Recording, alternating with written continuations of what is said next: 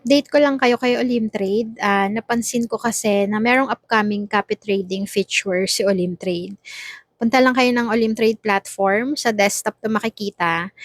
Dito sa baba, makikita nyo yung mga trader icon. So, kapag kinlik nyo yan, merong copy trades. So, yan, feature coming soon pa. Sa pagkakalam ko, end of August pa magiging available sa atin or maybe September. So, wala pang official date. Sa mga gustong mag-copy trade, abangan nyo yan. Siguro sa ibang country meron na, pero sa atin, Philippines, wala pa. So mag-update na lang ako sa Telegram ko, magpo-post ako doon kung available na siya. And then, sa mobile app naman, meron ding bagong feature. Kung mapapansin nyo, kapag nag-trade kayo, meron ng lumalabas na ganitong mga option. Ito is flip. So, let's say, nag-down kayo, pero sa tingin nyo, tataas yung price. So, pwede nyo palitan yung direction, gawin yung up. Pero check nyo tong fee kasi may bayad kapag mag-change direction kayo. So, automatic, madideduct yan sa balance nyo.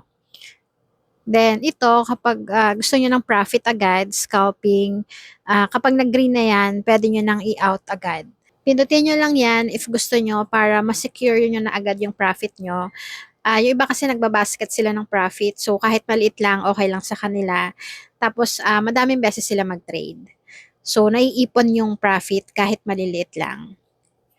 Then, ito naman, pwede nyo i-extend yung expiration time. So, if gusto nyo ng additional 1 minute, i-click nyo lang yan. Pero may fee din if gagamitin yan.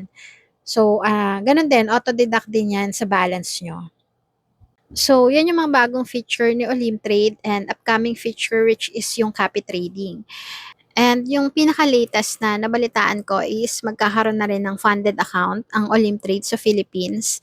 Sa ibang country, meron na yan. So, sa atin, wala pa. Kung kailan, di ko pa rin alam. Wala pang official date. Hopefully soon. Bali, ito yung account size nila. Merong 5,000 to 50,000. So, sa mga marunong na sa funded account, maiintindihan nila yung mga nakasulat dyan. Profit target, max loss, ganyan.